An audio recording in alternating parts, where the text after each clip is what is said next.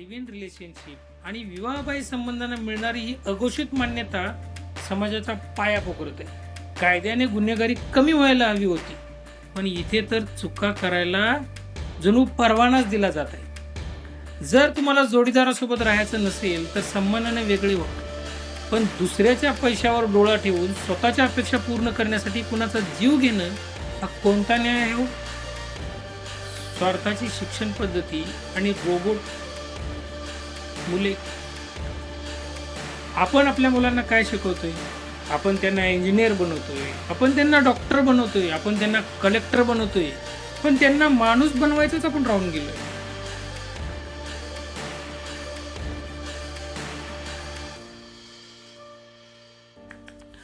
आजचं शिक्षण मुलांच्या मेंदूत फक्त यश आणि पैसा भरत आहे. आपण त्यांना स्मार्ट बनवले खरं आहे, पण त्यांच्यातील संवेदना मारून टाकल्या. आपण त्यांना कमी बुद्धीचे रोबोट बनवले, ज्याच्याकडे डिग्री तर मोठी आहे पण हृदय कुठं आहे? हृदयच नाही त्याच्याकडं, फक्त डिग्री. आणि जर त्याच्याकडे हृदय असतं तर गोरगरिबांना लुटलं असतं त्यांनी. कुच कमी रस्ते, कुच कमी पूल बनले असते?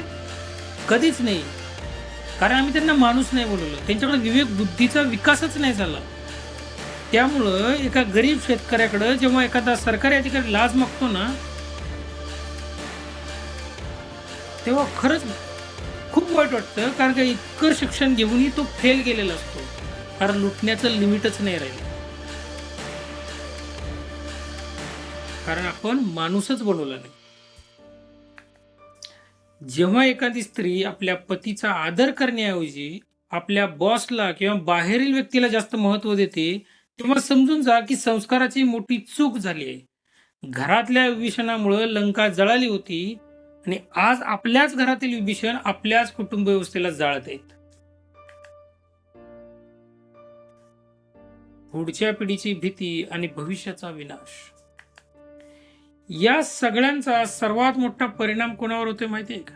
आपल्या मुलावर. आजची तरुण मुले लग्नापासून लांब पळत आहेत. का माहितीये? कारण त्यांना भीती वाटते, उद्या माझी बायको पळून गेली तर, तिने माझ्या जीवाचं काही बरं वाईट केलं तर. हा विचार जर मुलांच्या मनात घर करत असेल तर आपण एक भयावह समाज घडवत आहोत, हे लक्षात घ्यायला पाहिजे. कारण जिथं नात्यांमध्ये अर्थच उरत नाही, मग तिथं नाती तरी कशी टिकतील? नात्यामध्ये जर विश्वासघात आला तर ते नातं नाही राहत. जर समाजात विश्वासच उरला नाही ना, तर लग्न संस्था कशी काय टिकेल?